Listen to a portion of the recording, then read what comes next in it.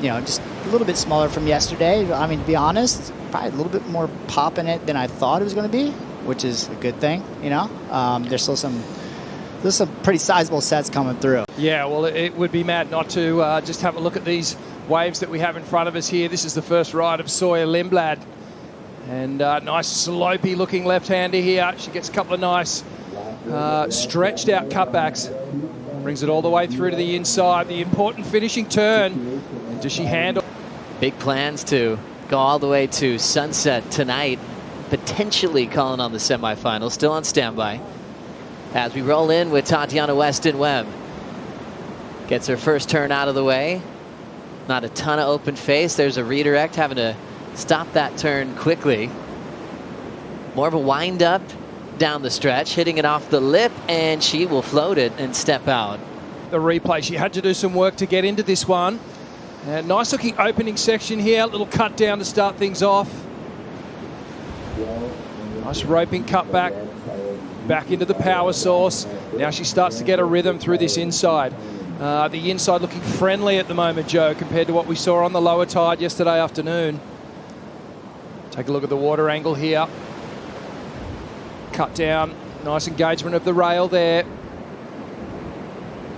And through this inside section, now she starts to get a bit of rhythm. As the wave starts to bowl out a little bit more, you can see instantly the speed. Looking to improve on a 2.7. And just fading out is the heat that's still got a ton of time. Sawyer Lindblad in the matchup with Tatiana Weston-Webb. Here's Tati. Setting up a nice clean start. Nice full roundhouse cut back. Now the lip right in front of her, tags it. Nice control off the bottom. This thing's really running towards the inside section. A quicker snap into another rail hook. So a good read and a celebration. Congrats to Brisa Hennessy. Can't wait to see her compete once again at lower trestles as we lock in with Tatiana Weston-Webb. Enjoying that full wrap. She has to get on her heels a bit. That'll keep her behind, disrupt the flow a little bit, but still gets there in time for a float. Compressing hard to get the completion. Let's get caught up. This is Sawyer Lindblad during the break. Great looking wave here for Sawyer.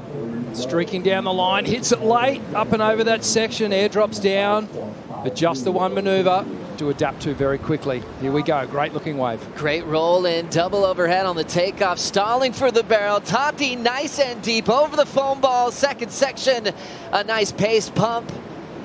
World number one who clinched the yellow jersey yesterday. We'll have Imai Kalani Duval, big roll in now for Tatiana, and just up and out. Wave selection, and always an interesting conversation no matter where we are. This one's starting to ledge out. Air under the board of Sawyer Lindblad. She controls it. Driving off the top on the first section. Chasing a 6.77. As she's already getting shoved down the line by all that whitewater. Losing a lot of face, but she'll have to pin drop out of there. Yeah, really critical drop. You can see here, now the wave starts to slow up a bit. Sawyer gets a beautiful carve down. Just going Mach 10 speed at the moment. A little wider on the stance just to stay a little sure-footed. And then... Winner of this heat will take on Brisa Hennessy in quarterfinal number 2. World number 1 now has to deal with Aaron Brooks. That's Katie Simmers and Aaron in the next round. And those spots are starting to disappear for the WSL Final 5. We'll keep you posted on the live rankings as this day continues. Thanks so much, Joey. Tati, a great performance by you this morning. Just talk to us a little bit about what you wanted to showcase on those waves.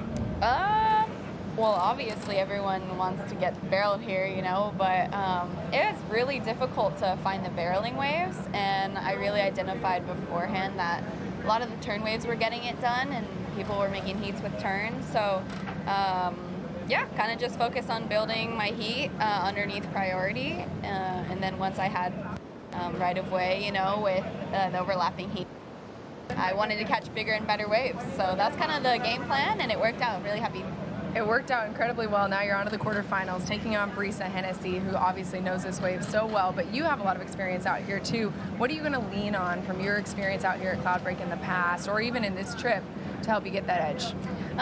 Yeah, I guess just lean on the good vibes. I love this wave. I love having fun in heats and catching good waves. Obviously, it's going to be a really competitive heat with a top 5 qualification, but I really just want to focus on myself and have a lot of fun. And as long as I'm doing that, I know I'm going to have a good time.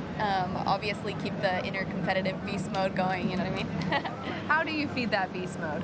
Honestly, just try to live in the moment and make smart decisions during your heats. You know, it's always about a rhythm thing for me.